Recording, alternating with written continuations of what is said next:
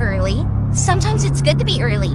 But our show starts at a specific time. You should remember that. Let's get started then, shall we?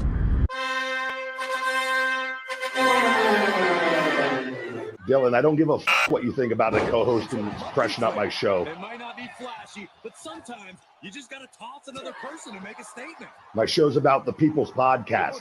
Everyone has a voice. I don't need a co-host. Go listen to one of the other 5,000 shows with a co-host because they don't have a mouth like the big guy. Opie, are you a career killer with Tim Sabian, yourself, and many others? Be myself. Never had real issues with those people. They just understood that I was a different bird. The rest of them, though, I'm like, oh, shut up. I'm paying your salary because the ratings are so good, so shut up. Right.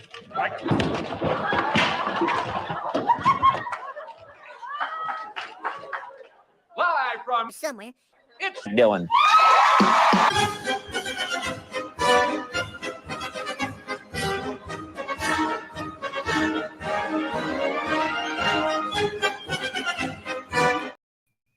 Good morning or evening, whenever the hell you're watching this.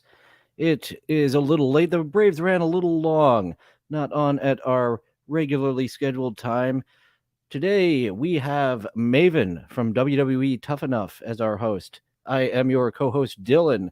Yesterday's episode was Peg Warmers, and I found Kevin Jones to be something of a bore, but I wore my Pee Wee Herman shirt yesterday and found that Paul Reubens had passed away just hours later. So this is a comedy show, so we will not get too far down the rabbit hole, but just a little clip, a tribute to Paul Reubens from Cheech and Chong's Nice Dreams. Paul Reubens had two fun scenes from Cheech and Chong's Nice Dream, one where they all smelled something very nice under the table, and this one here, what I call the I'm sorry I took the money scene. I think everyone does, because that's his dialogue. Maybe we'll refresh it and it'll play. I'm so sorry. Boys, there's been a terrible mistake. Howie is going to say something to you, aren't you, Howie? I'm going to get you out of this as quickly as possible. The hamburger Howie, man. now say, come on now, say your little I'm piece. sorry I took the money. That's it. I'm sorry I took the money. 1981. I'm sorry. I believe 5 years I'm before Pee sorry. Wee. That's enough, Howie. That's Pee Wee's Playhouse for Big I'm was very 86. sorry. That's The fine. TV Now, show. boys, all the money is here. Come along, Howie. Sorry. I just want to apologize so, to you so again, sorry, tell you so how I'm sorry I am terribly about the sorry. mistake. And You're if there's sorry. anything at all I can do for you, I'm please sorry. don't hesitate to ask. Come along, Howie. Sorry. I'm Time for your sorry. lobotomy. I'm sorry. I'm not sorry I took the money. Ma!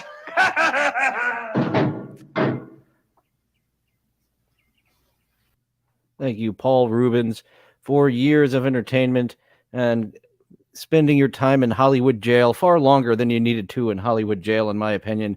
But today, our main host is Maven Huffman from the WWE. He is wearing a sports coat and a t-shirt, so I am doing the same. And since I wore a t-shirt and heard hours later Pee Wee was dead, a Pee Wee t-shirt I wore yesterday, and hours later I heard he was dead. Today is my Burbank shirt. As much as I love you, Burbank, I am on the Let Los Angeles Die platform. So here's hoping that we get the same result. Take it away, Maven. Not a fan. Not a fan. Hey guys, my name's Maven Huffman, and I had the coolest job in the world. From 2001 through 2005, I was a my job, 2001 to 2005. I had a cooler job for 4 seasons. WWE You had full years. Your seasons ran full years, but my job was cooler. superstar, and I was able to work with household names, guys like The Rock, Triple H, Undertaker, Household year. Stone Cold Steve Austin. So what we're going to be doing in this video is I'm going to be rating and reacting to these superstars that I had the fortune to work with and sometimes misfortune to know backstage. Were they cool or were they jerks? I don't know who's coming up We're going to find out together. Real jerk. All right. You had to start with this one, huh? Here's what I can say about the game, Triple H. In ring, there's absolutely nobody better. I like how these are starting. He's got the coming up. We're going to talk about these people. Took him a whole 49 seconds to actually get into it. Sometimes these teasers aren't necessary. I had several matches with Hunter, and the one thing during his Hunter reign, the reign of terror, Maven competed against Triple H. He was at the top of his game, but he was going to bury the shit out of you. About wrestling is some guys blow up, meaning in the ring you get tired, because wrestling, it's a different type of calisthenics. The reason I bring this up for this man is I would blow up, and I would blow up, in 2 or 3 minutes. I worked Hunter on 2 different occasions. His work rate is so good that he kept me from blowing up. Now, backstage, you also knew that that's how Bret Hart got people to believe that Tom McGee was actually something worthwhile. You had someone who realized the limitations of his opponent and took that into consideration when plotting out the match. Whenever you ran into Hunter or whenever you saw Hunter, you were in essence... Even is looking good. Looks like he stepped into a cryogenic freezer and just stepped out. I heard that he was on hard times. I'll have to... I actually didn't confirm that. I believe he was one of the many that got on the pills, and it looks like he's doing fine and looks exactly the same as he did in 2001 when he was on MTV. Running into the office. What do I mean by office? Management. But he was a direct link all the way up the ladder to the Kevin Dunns, to the Shane McMahons, and ultimately to Vince. I like Hunter. I don't know if Hunter likes me. I never knew, but you know what? I will always wish him well. Let's see what the next one is. All right. I love this guy. The next one on the list is Chris Jericho. First and foremost, amazing human being. One of the nicest guys. Being, not a human doing, but a human being. Backstage. Now, Jericho made me earn his respect. Jericho wasn't one of the guys that immediately outgoing when it came to me. Obviously, I came from Tough Enough. And if you don't know, Tough Enough was a competition show and not the way most wrestlers got into the business. Some guys... Yeah, that was 20 years ago. A lot of you kids don't know Tough Enough was on MTV. And our buddy Ryback came through Tough Enough as well. But MTV had long canceled it. It was just the Tough Enough that was on SmackDown as a segment that Ryback was on. He didn't get that nice MTV notoriety that people like Puck got. Made me earn their respect. Chris is one of those guys. Once I got it, could not have been the cool, a more cool individual to me. And I wonder if he's going to talk about the Royal Rumble, because that's when the Undertaker allowed Maven to eliminate him from the Royal Rumble. I guess 2002, 2001, must have been 2001. He was just debuting. The Undertaker was being the big monster of the Rumble, throwing out a lot of people. And then Maven comes in and eliminates the Undertaker. Very actually, Maven is one of the people who never got eliminated. The Undertaker didn't throw him over the top rope, but he beat the shit out of him, on camera. Hopefully Maven was tough enough, as the show would suggest, to take that ass kicking that the Undertaker... It's a honor to get your ass kicked by the Undertaker. And here's what most people do not know. Oh, yes, the Daniel Pewter Royal Rumble. You got a rub from the Undertaker, and he beat your ass in a working fashion. Daniel Pewter got in there with Hardcore Holly, Chris Benoit, and I believe it was Eddie Guerrero, and they kicked the shit out of him. It was, part of the show, but they were unnecessarily rough, beating the fuck out of Daniel Pewter. Know about this guy in wrestling. We do if you run him off, you don't need to pay him the $1 million prize money. Contract. Sport that is athletic, and we all come across as tough guys. I'll never tell people I'm a tough guy. Jericho is a legit tough guy. Chris is a guy that at my lowest, and I mean outside of the ring, you got to be tough to take that Winnipegging. At my lowest, Chris was there for me. Can't get off the ass jokes this week. And I'm happy to see him still doing what he's doing in the business. And he is a guy that I will wish the best. All right, here we go on to the next guy. Let's see who it is. All right, Kane. Nicest guy on earth. Absolute nicest guy on earth, obviously. I wonder if he has a producer who's helping him out, or if Maven printed all these out himself and he's pretending that this is a reaction, much like my TikTok around the clock, where it's just me I don't have anyone pulling clips, so let's pretend that this is a full-on react instead of a re-react. We all know about the Big Red Machine in the ring. Amazing, just, amazing worker. The first things I remember about Kane, during my time, we would all have to be at the arena at 1 o'clock. Live airings went on at 9. We went live at 9 o'clock. So to be there at 1, you got a lot of time to kill. I remember one of the first things I saw backstage was Kane playing video games. Now, you see this guy, and you're like, the last thing on earth He seems like an old school video gamer. Did he really have a PS2? Yeah, it was PS2 era. Oh, yeah, everyone was shooting the shit out of GTA 3. It was a phenomenon. think is that he's into video games. Most people don't know this about Kane. The Kane comic book lover, he's not what you think. Obviously, now he's libertarian. The mayor of, I think, a town in Tennessee. Amazing worker. Amazing. County. Mayor of Knox County. Don't short sell the Big Red Machine. He'll choke slam you to hell, Maven. Everything he did in the ring, but backstage, truly one of the nicest guys, and a genuine nice guy, genuinely cared about. I was in WWE mayor of a full city there. I would say probably a little over a year, and we had a death. Crash Holly passed away, and Kane. Yeah, that's a sad one. I can't really make too many jokes of a death by self there. So let's move on. Kane made it a point to pull myself and Randy Orton aside, and just to make sure we were on the right path, make sure that the next wrestler that was read about passing away way too early wasn't one of us. I guarantee you, I could see Kane today. Haven't seen him in probably 15 years, and I'd hug him. But what great hardcore title segments Crash Holly had for years. Like, it's etched in my memory when they went to like a Discovery Zone, like a kids play area, and he ran away from the headbangers by going down a slide into a ball pit. Was the final pin in the ball pit? But yeah, just shows you the creativity. Vince McMahon doesn't allow his current people with the 24/7 title. That was just a constant Benny Hill, a constant cartoon of running around. There was no creativity in it whatsoever. Just, we're going to do a little bit of a scuffle, and then everyone's going to run after you as if yakety sax were playing. Hardcore title matches, very fun and creative. 24/7, yeah, yakety sax. Benny Hill did it better, much better. All right, gotta be honest, not a fan.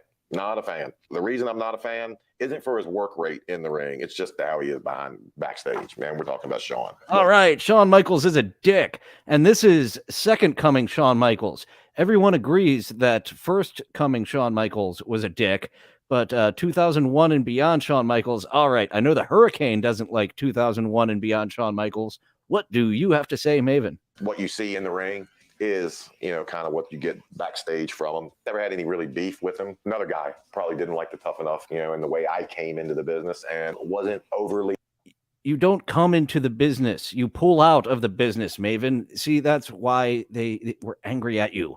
Eager about helping me. We did a couple tag matches together. Now, coming up, I was always a fan of The Rock. I could probably even argue that I wouldn't be in the business without The Rock. I was just a big fan, and I loved watching how he did. Now, what do they say? Imitation, most sincerest form of flattery. So if I imitated and... Just sounds like an overall dick. He doesn't have specific stories of Shawn Michaels being a douche, just an overall doucheness, and he's already talking about The Rock instead of Shawn Michaels. He does not really want to spend much time. Sometimes would maybe throw a punch or a kick or whatever like The Rock. It wasn't on purpose. It was because I think everybody takes the people.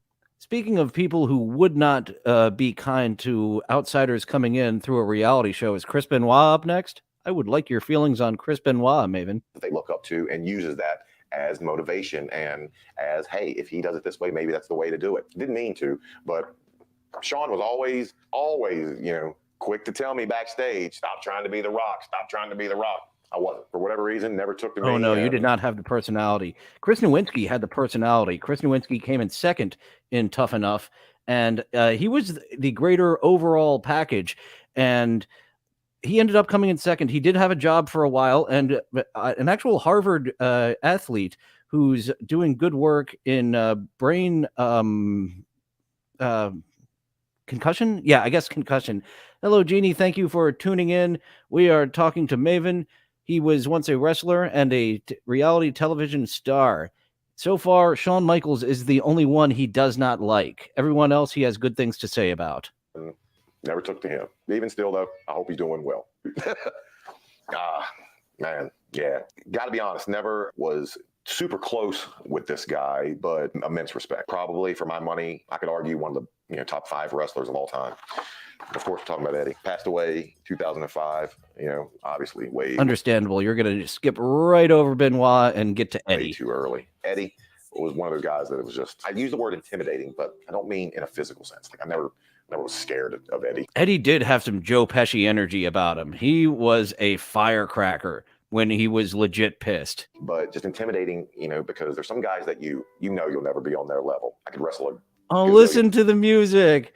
Is that? I think you do have a producer. I don't think you did that yourself. Is to kick in the emotionally manipulative music. Years I'll never be during Eddie Guerrero's segment. And, we got to talk to business. I'd say for about a good 10 or 15 minutes. He watched one of my matches, and I forget which one it was on Raw, but he was critiquing it. What do you think, Michael McKeon, of this manipulative music to get emotion just for a quick second? You think this is bad? This chicanery? He's done worse. Really? Maven's done worse? Oh, yeah. There was that period where he was on the drugs, I believe. Ooh, Command Shift 3. That is a nice little face you're making for me there, Maven. If you put out some more content, maybe I'll come back to you. Oh, Val Venus is next week. Val Venus has gone unhinged. But this week it's Maven. We will get to Val Venus. For him to take 10 to 15 minutes to try to help me get better, I always appreciated it. Eddie has, and rightfully so, respect from everyone, that not only that he worked with, but everyone from. I do believe I remember hearing a story of someone buying a storage unit, one of the neglected storage units that you see on Storage Wars, and getting Maven's Tough Enough trophy. So he did have some hard times. Looking great, though, for someone who from the wrestling universe had some hard times and had to give up his possessions in a storage locker. Maven looks, as I said, exactly like he did nearly 20 years ago. All right, who's next? Easy enough. Edge. Adam. How he's still doing what he's doing to this day blows my mind. I get asked all the time. I still do shows, and Oh, and you've got Edge's music in the background. Are you gonna make me silent this segment, having all these different themes? I just picked up on that on the Eddie. Has that been going the whole time? Is this going to be a lost episode because of the silence that I have to put into it with all these themes, Maven? What are you doing to me? And I'm like, absolutely not. How he is still going and working at the rate he works at. This is the WWE song. Nicest guy. Always I'm gonna have to silence this segment. Back then, whenever you get injured or whenever you'd be out of action for a while, to get you back, in wrestling shape to keep you from blowing up, they would send us down to OVW, Ohio Valley. I was, rehabbing, coming off of a broken arm, and Adam and I were down at Ohio Valley together. Oh boy, Jim Cornette will get you clicks. Jim Cornette is clickbait. I cannot do a co-host audition with him. He has a great co-host and doesn't do video, and he will sick Stephen P. New on me after sending me a cease and desist for using his copyrighted material. And they put us in a tag match together. We will only talk about Cornette. But OVW, you definitely encountered him. I want to hear those stories, Maven. But we were, he was opposite from me. To play a rib, and a rib's a practical joke, he ran me. We were calling spots in the ring. He's like, shoot off, take a tackle, drop down, pin, shoot off again. And he was doing it on purpose. He wanted to blow me up. He did. He succeeded in it. And when he did, as he said, Maven blew up in just 2-3 minutes on a regular Raw match. So Edge was probably well aware of that and was just fucking with him. And started laughing at me because he could see me gassed. Wish Adam all the best. He was the nicest guy. Again, another guy with. You being a gas tank must have been known. Triple H, you not being able to go for 2-3 minutes on Raw. Edge knew that, and for what he does in the ring, but for what he's meant to the business. He was fucking with you. It's kind of that he took Lita. Let's see who the next one is. Oh yeah, Edge's wiener got him in a lot of trouble with Lita, but still Matt Hardy came out looking like a psychopath in that exchange. Even though he was the scorned lover, he came out looking the worst in that, despite the fact that Edge was the cheating bastard and stole Lita away from him. In real life, this what I'm speaking of is they turned it into a storyline. That was real life. That Edge's wiener broke up Matt Hardy and Lita. Immediately, once you see this guy, a smile comes to my face. Now, I'm actually not going to show you who this is yet. In a match, I believe it was your chapters blew it for me. I know who it is. Chops. This guy chopped me in a match. I believe it was a Battle Royal one time. And I had a handprint the next day because I went home and showed my buddies from here all the way down to right above my belly button. There's only one person I can be talking about: the Big Slow, the Big Show. Paul was always, always nice to me. Didn't go out of his way. You are putting WWE music in all of these. This might be a lost episode. Thanks for joining live, folks. This might be behind the paywall, so I don't get struck for copyrights. Ever help me or show me anything? Whenever anybody asks me, hey, I want to be a I was wrestler, not but I think expecting I'm too you small. to Same screw things. me over. What a bad host you are, Maven. This is supposed to be our show, and you're striking us. You're worse than Carl Hamburger. Come out of my mouth for years. I tell people, you're not Rey Mysterio or you're not the Big Show. All of us are in between. For being as big as he was and being able to move as well as he could, always had my respect. Carl Hamburger got his channel a nice copyright violation by shitting all over Anthony Kiedis recently.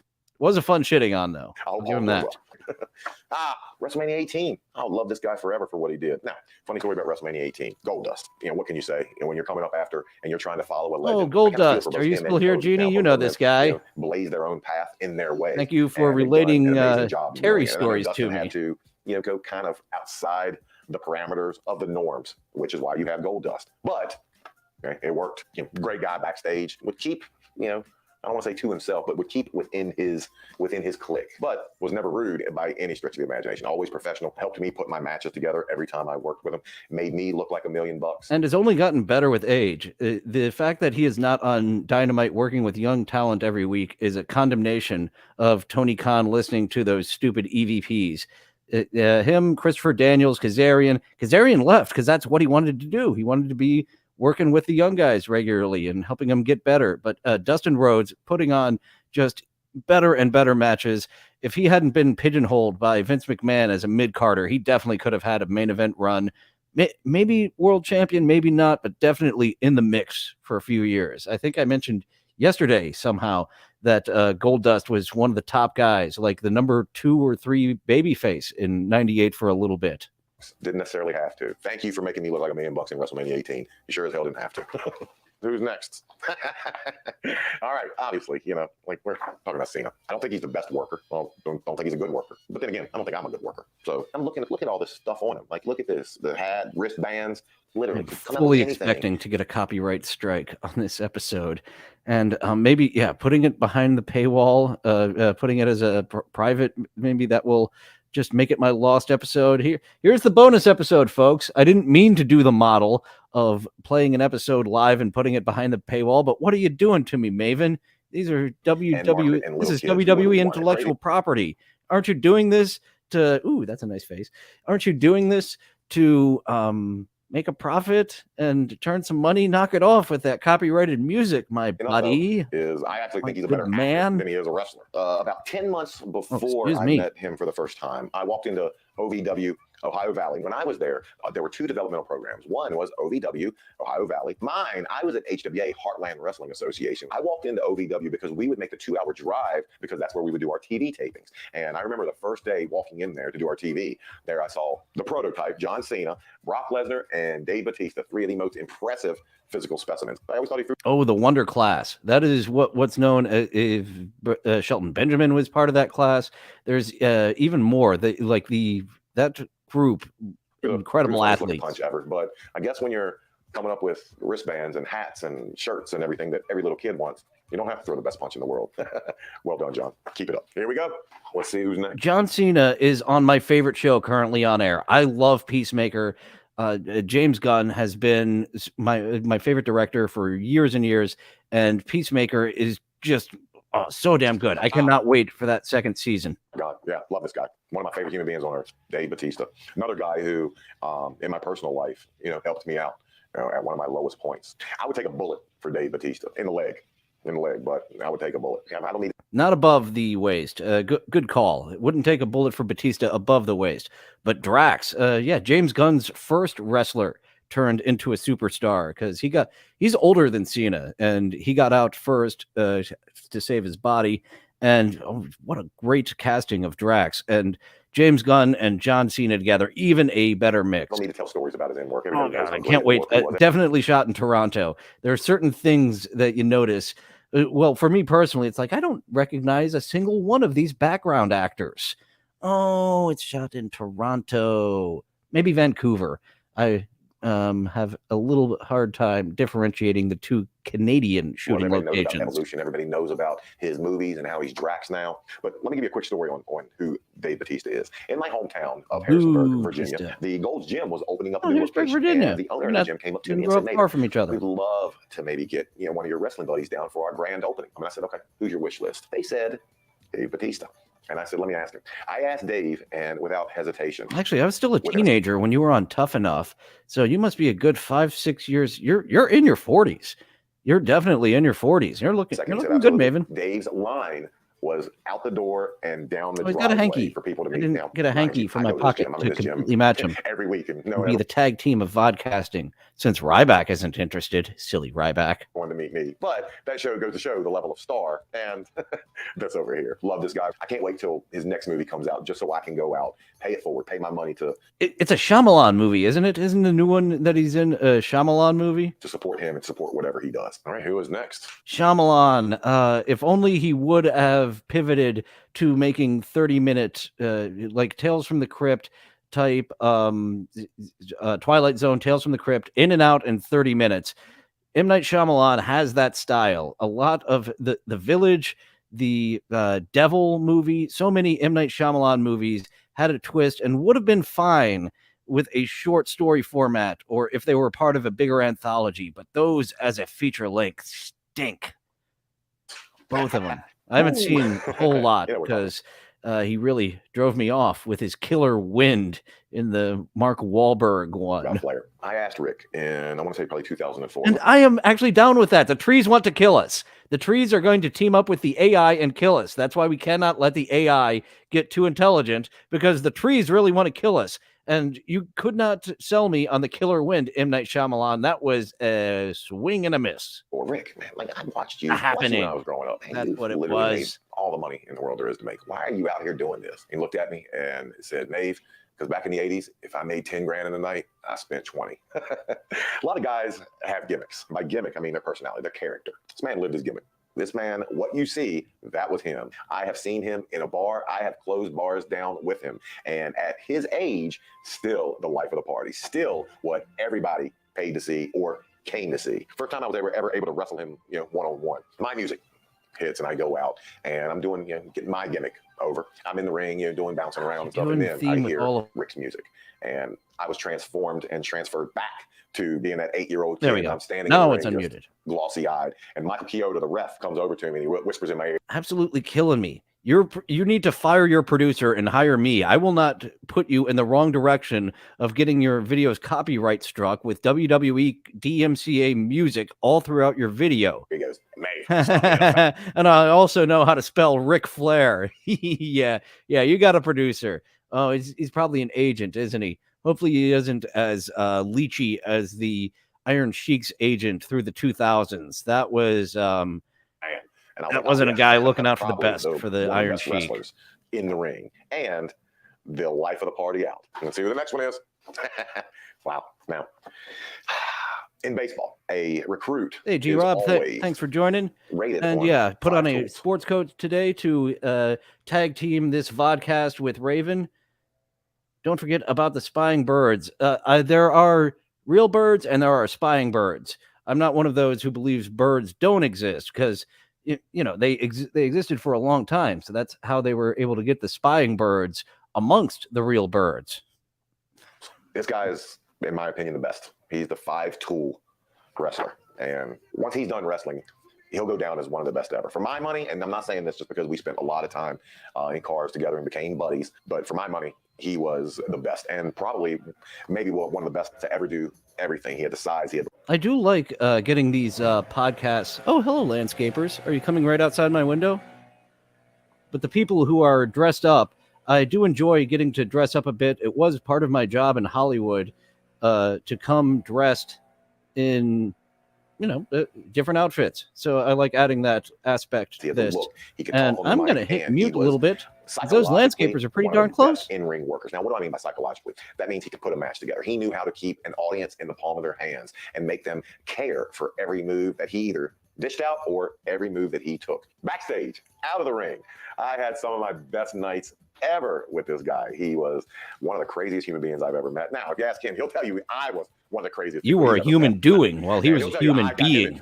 No, there was no getting Randy in trouble. Randy was royalty, but he's definitely a guy who I will always, be thankful for the time that I, had not only in the ring. Dishonorable discharge, Orton. With him, because I had some of my best matches with Randy. Randy was just like Hunter was easy to work. Randy was the same. He's fluid. There's no wasted movements in his wrestling. Yeah, love the guy. Hope he's happy. All right, here we go. Randy Orton doesn't seem like a particularly happy guy in general. He seems, well, not later in life he seems to, but he just seemed to have the demeanor of a grouchy person for the longest time. I can't believe, honestly, this guy wasn't. And he does not like the LGBTQ. No, he does not. I'm sure he'd like to bury those comments now, but back when you were still, allowed to say those things in public without being chastised, he said some pretty nasty things about the LGBTs. None of us. There wasn't a QIA at the time. There might not have even been a T in the acronym at that time. He's been gay bashing for a while. Mr. Orton, you're not watching this video if not for this guy. In fact, I could probably make an argument that America is slightly different if not for this guy. And what do I mean by that? We don't have sports entertainment as we know it if not for Vinnie Mac. Everybody always asks me, what's Vince like? And I say the same thing to everybody. He signs the front of the checks, I sign the back. He always was looking at how to make not only his company better, not only how to make the show better, but how to... Vince McMahon killed wrestling so sports entertainment could live. AEW promised wrestling and its alternative sports entertainment. Make you better. Apparently a Collision has a lot of the people who I distaste not on it ever, so they are luring me to seek that out.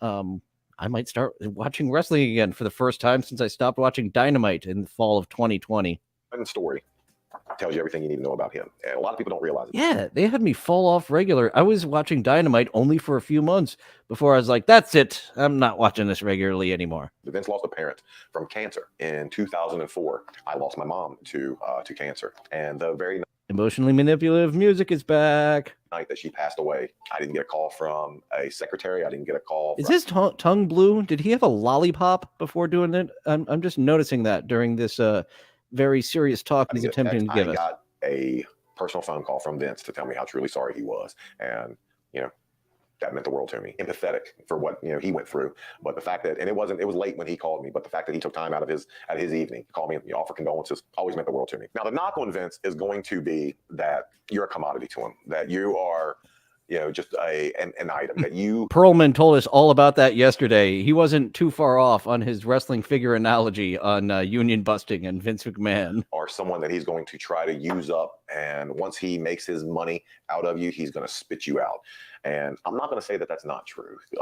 There's a lot of guys that once their time was up, they were gone. Hey, I'm one of them. Vince is one that when you're making him money, you are one of his favorites. Did you get into the rehab program, though? WWE has a very generous rehab program where any former employee can get in on it. And I think they said Scott Hall is the only one that got cut off after 7 or more trips where they're like, I'm sorry, buddy. We have been very generous, but no mas.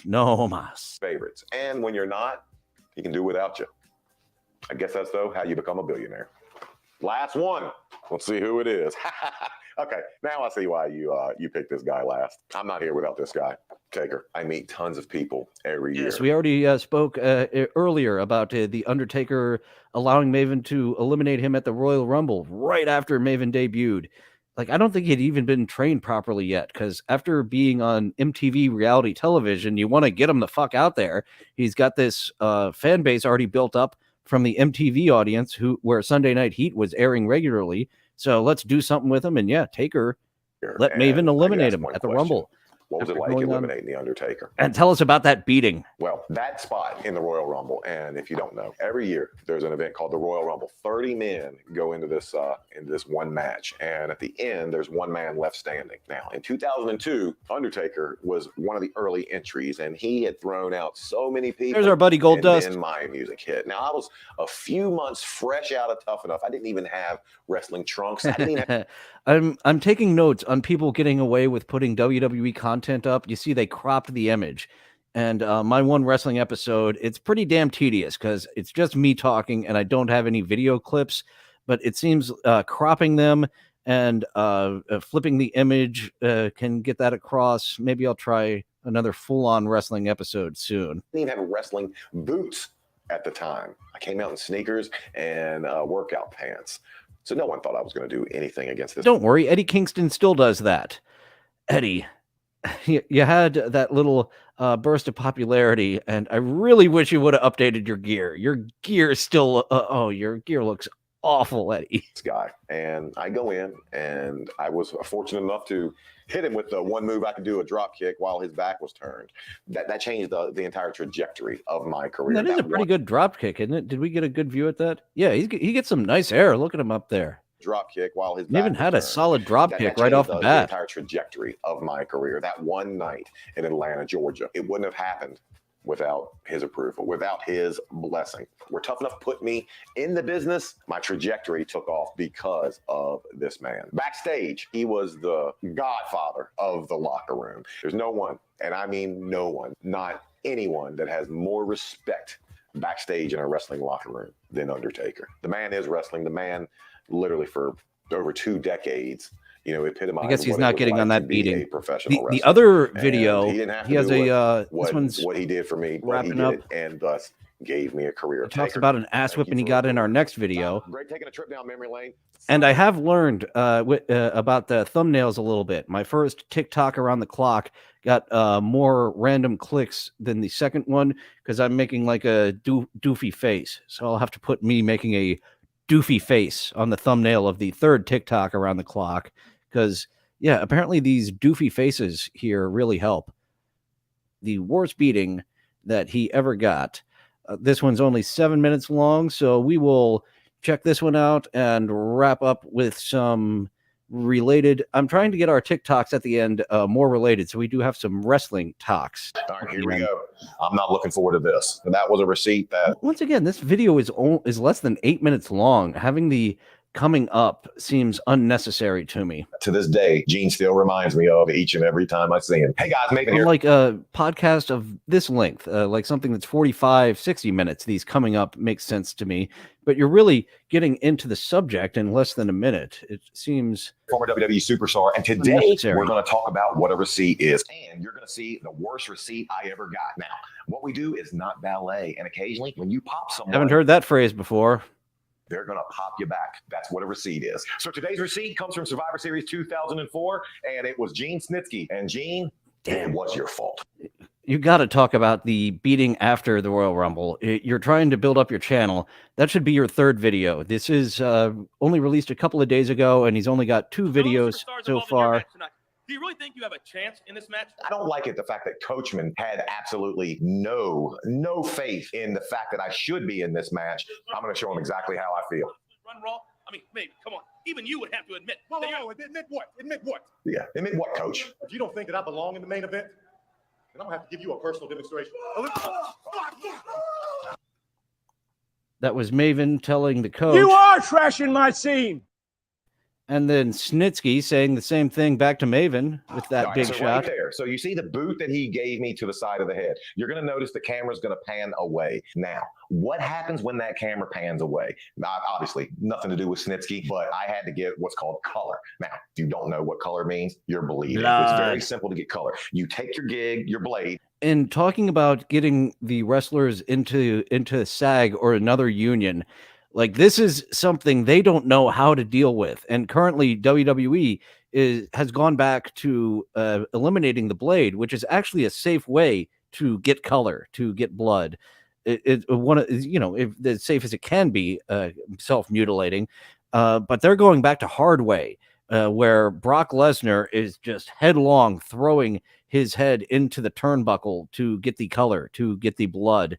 And it's less safe. It's funny that they're being less safe to be more commercial. And you punch it into your forehead and twist. When you twist that blade, the capillaries are going to open up, and normally you're going to just start bleeding profusely. I was not, let's just say, used to getting my own color. They knew I wasn't used to getting my own color, so I did what the biggest no-no in the business was, and I let someone else get color for me. I let Fit Finley blade me. I probably should have said no. I liked my job. I wanted to show that I was a team player. Yeah, that's what it has always been said, is you got to do it yourself. If you're he was brand new into it. He was too scared.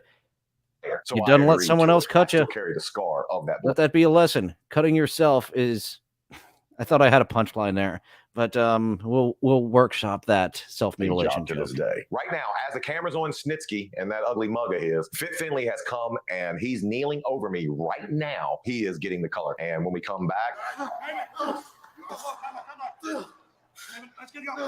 now, we did that backstage segment because they wanted me to have a grand entrance into the match. My portion of the match was small for that night. I think it was a 4-on-4, team versus team. And at the time, I was on team with Randy Orton, Chris Jericho, and Chris Benoit. Benoit, drink.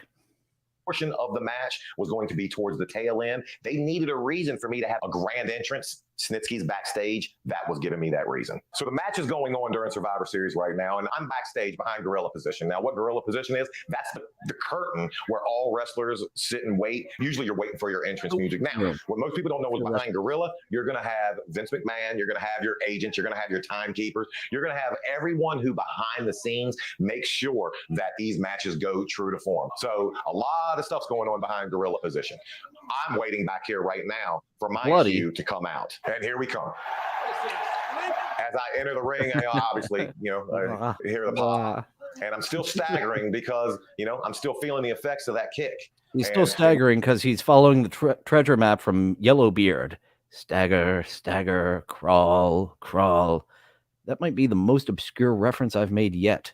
Cheech and Chong were in Yellowbeard. I'm not so sure about Paul Rubens. Wouldn't let me cut the blood off. Now, here we got a little bit of a hot tag. Now, I probably caught Snitsky right there. I was probably a little too amped when I came out. And I remember that first punch, that first flipper did catch him. But again, what we do is not ballet. Snitsky's not mad about that. What he's going to get mad about and what I'm going to get a receipt for, it's. They say that Snitsky is a foot guy. Tony Atlas and Snitsky, both foot guys and proud of it. And duck the clothesline. And oh my goodness, that recent Tony Atlas video where he's actually, oh my goodness, he is very proud to be a foot fetishist. Tony Atlas is. They belong to the Quentin Tarantino Foot Club, Snitsky and Tony Atlas. Earlier, a receipt has two parts on it. One, the first part is you have to hit somebody in order to earn a receipt. I just hit him with a flying forearm and broke his orb. Okay. Oh yeah, you're getting fucked up for that, Maven. In order to earn a receipt. I just hit him with a flying forearm and broke his orbital bone above his eye and gave him probably about a 3-inch gash over his eye that he still carries to this day. After I hit him with that flipper, it knocked him loopy, and he was unaware of where we were in the match. And to his credit, he bounced back. I've had concussions before during matches where it's almost like I wake up and I don't even know what day it is, much less that I'm in a wrestling match or what I'm supposed to do or what the next spot is. Snitsky acted like a pro here. 100%. I messed up. I shouldn't have hit him that hard. Shouldn't have gave him a concussion. I certainly shouldn't have broke his orbital. But, he reacted the way he should. But he's about to mess you up. And G-Rob thought that wrestlers used fake blood. I think they've mentioned it on Dark Side of the Ring of the actual process of having a razor blade tucked away like they have their wrist taped. So that's often where they would hide the little razor blade. And when it's time for the match, Jim Cornette actually talks about the two strategies that a lot of guys did of just right across the forehead or the dotting of the blade to get the blood going. And that was for years the safest way to get blood in a wrestling match. And WWE, they're trying to be PC with all their sponsors and marketing and all that. So it's like, we don't cut ourselves. We don't use blood, but they want to use blood. And I think it's only been Brock Lesnar that's been like, I'll do it hard way. And yeah, legit takes his head and slams it into the metal ring post, which is wildly much more unsafe than the age-old hiding the hiding the razor. And Dusty Rhodes, like his, you would see him later in life where it wasn't even skin. It was just like scar tissue. A small breeze could come along and cut him open. But yeah, a lot of wrestlers messed up their foreheads. Like I would have been one of the dotting guys, but I've heard that was actually worse for the scar tissue adding up. The Creep Off channel, yes, Maven has a show. He was just doing a go through of who is a dick and who is not. I think Shawn Michaels was the only person on his list of how do I feel about these people that he said was a dick. And yeah, here's our second video. Snitsky is about to give him a receipt. Maven just messed Snitsky up for real by accident, but for realsies. And Snitsky I tossed him out, and as you is can about see, to give him his Snitsky's a good receipt. athlete. The fact that he went through the ropes like that just shows that he didn't know what was going on. Edge gets thrown out, and Edge is over there on the side helping him, telling him where to go. He's guiding him over, telling him to get the chair. Now, there's a bulldog. If you see it, you see my eyes kind of glare over to my left. Because right now, Snitsky's supposed to be in the ring hitting me with a chair. He's not there. My fault. I knocked him loopy, and I'm waiting for him to get that chair right now. And, you know. And once he gets his wits about him, okay, he wasn't pissed. He's just out of his head when he's walking over there. But once he gets his wits about him, he is pissed, and he's supposed to hit you with a chair. Maven is back in vodcast form. Oh, Creep Off. I don't know, Vinny, if you know what Val Venus has been doing, but he is quite unhinged, and he will be up next week. Oh. Yeah. House of Fire. All right, here we go. I'm not looking forward to this.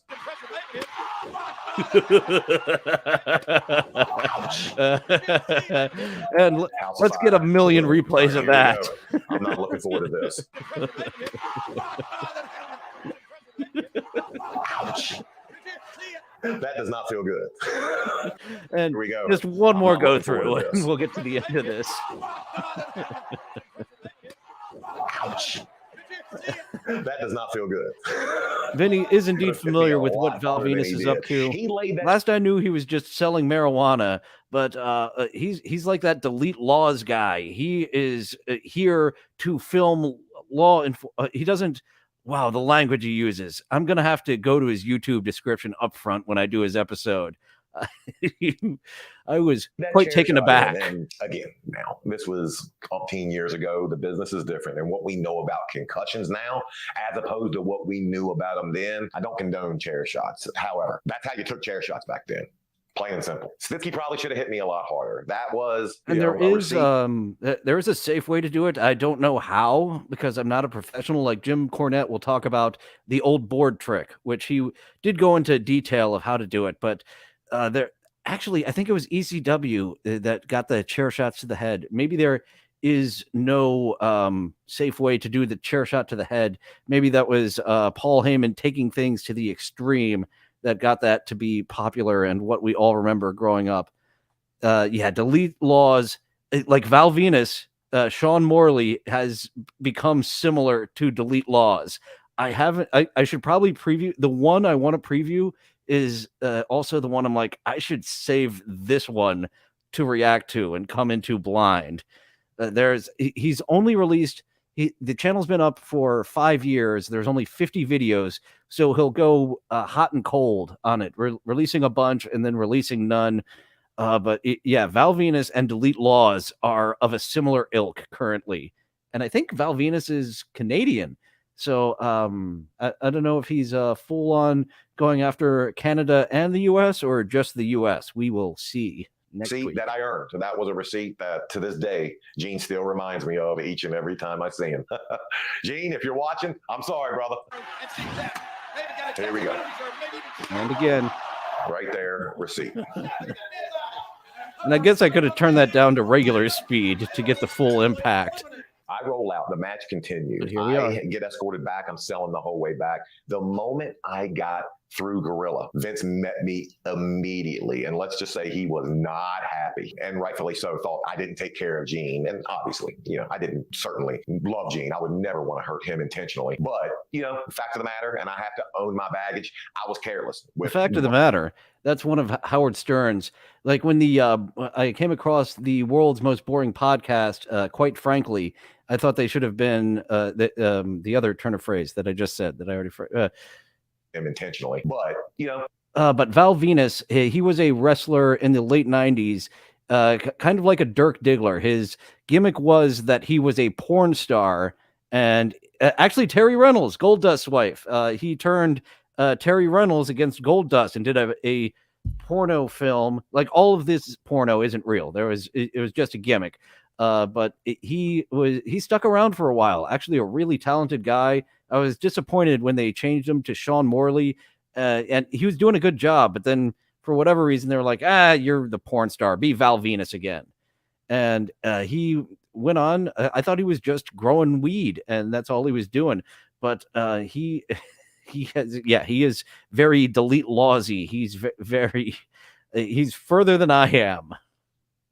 Fact of the matter, and I have to own my baggage, I was careless with busting his eye open. So Vince immediately told me, make sure you go and find Gene. By this time, Gene was already with medical. So as soon as I got around Gorilla, as soon as Vince laid into me, I immediately went to medical to find Gene and make sure he was okay. Now, there's one of two ways that you can handle that. A, you can get mad and you can be irate when somebody does something that accidentally hurts you in the ring. Or B, you can handle it the way Gene did. He looked at me, he hugged me, he understood I didn't do it intentionally or on purpose. And almost 20 years later, it's still something that we laugh about, and he still brings up every time I see him.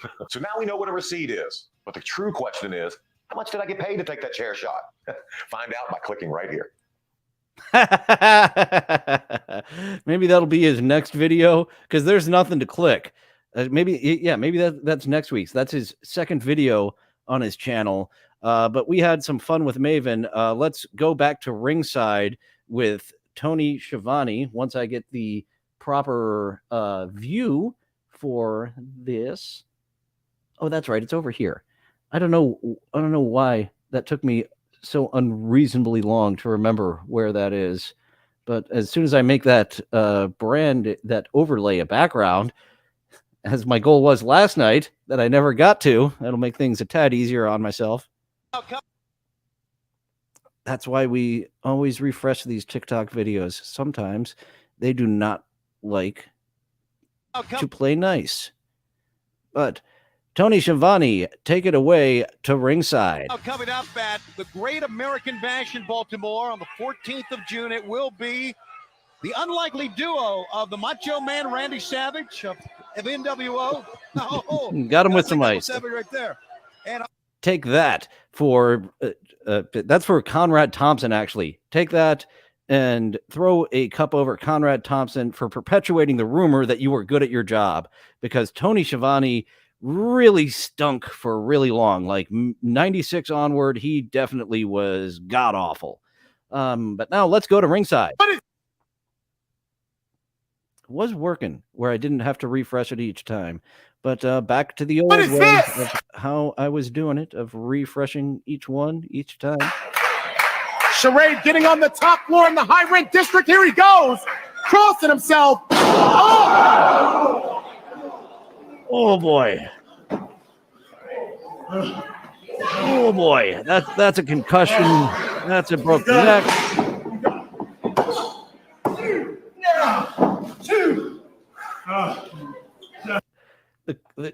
Listen to the crowd go from murmuring to just stunned silence of no. He doesn't know what planet he's on. He just knows we kicked out at 2. And like the referees didn't used to be so impotent. The referees back in the day used to be able to use their common sense to say the match is over. He's fucked. Oh man, absolutely, G-Rob. Ouch. Concussion, broken neck, and certainly more. But the referees, they lack authority. They used to carry a certain authority about them, which they do not anymore. They are just there to help out. And let's go to a commercial. Let's go to the wrestling figures, and we're going to put it on silent for a little bit because they have a nice little fun pop song up front until it disappears. This will be a fun match. Spoilers coming up. I want you to look back at what you just went through and ask yourself, was it worth it?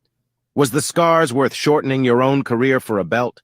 Will you be able to go back home with yourself and go back as a father figure to your child with the trauma lurking in the back of your head? Will you be able to look in the mirror again? More so than Kenny Omega, because Seth Rollins came out on top. Can you take a... And it appears this guy really did do this whole thing, this whole match, because Kenny Omega they do have burns on these figures. They are ruined without having to go through the nightmares of the pyrotechnics that they went through in this wrestling facing match. Death again. How did you end up here? You could have been a family man, having a barbecue with your neighbors, but instead you lock yourself up in hell so you can walk around with a belt, always having to look back at how you got it. The tears, the blood, the adrenaline, the steel, wood, barbed wire, glass, all just for a show that will be forgotten.